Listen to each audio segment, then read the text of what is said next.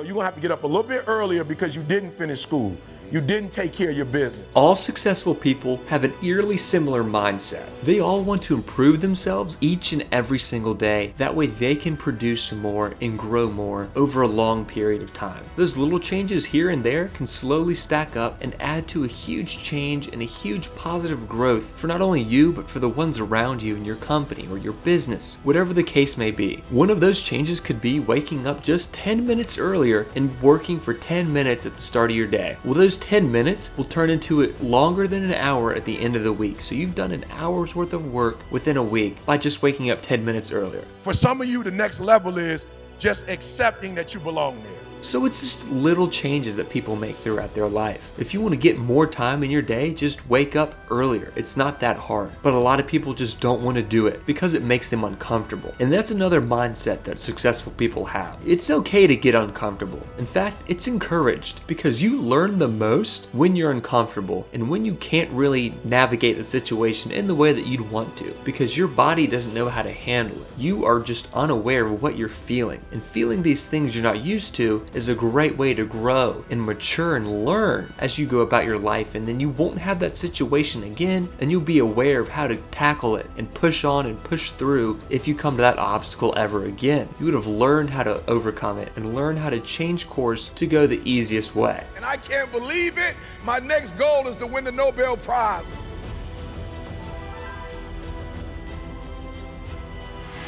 But in America, and it was funny, I was just recently in an interview or had an opportunity to do a luncheon with Warren Buffett, and he was just saying that, this is the greatest country to be born in. This is the greatest time, to be born, in this particular country, social media, economics, just opportunity. So, I'm the American dream. I represent, what so many people from my community represent, a mom who had me out of wedlock, pregnant at 17 years old.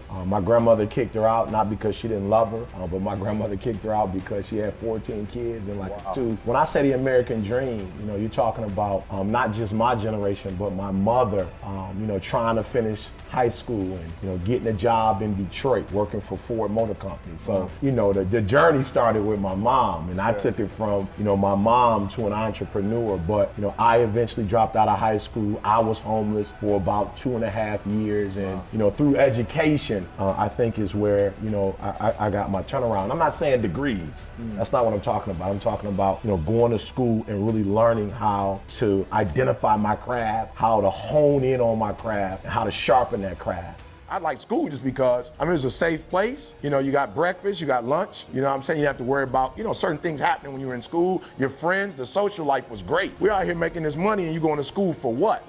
What are you going, you're not doing anything. You're not going to Harvard, you're not going to Yale, you're not even going to community college with your grades. So you just need to just quit and let it go. I started getting up at 3 o'clock in the morning. It was like, you're gonna have to get up a little bit earlier because you didn't finish school. You didn't take care of your business.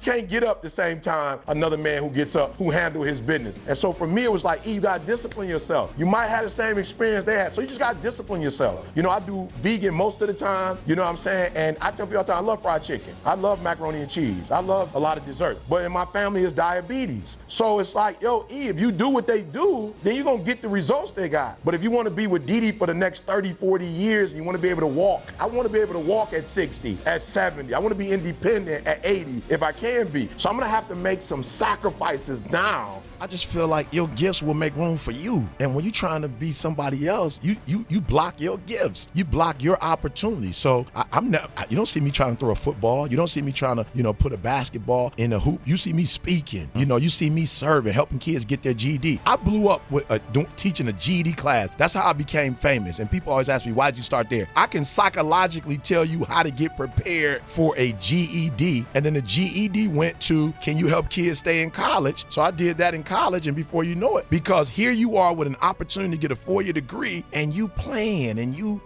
doing partying and doing stuff that maybe other kids have an opportunity to do because they got a net to fall back on. Mm-hmm. You don't have a net. So man, I went off. So for me, my gift has made room for me. Every time I talk, every time I speak, every time I educate, doors open. So man, stop looking at the Joneses might be good at what they're doing, or the grass might be green on the other side, but it means somebody's keeping up with it. They watering, they cutting it. It didn't get green like that on his own.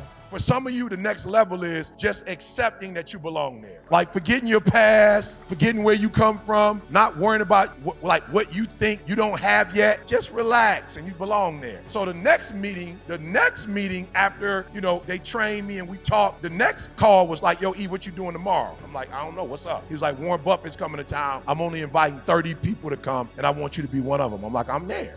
This one, you got to catch this one. There's a reason why I'm in this room, and I'm not the fourth richest person in the world, but I must be rich at something. I just don't know what it is.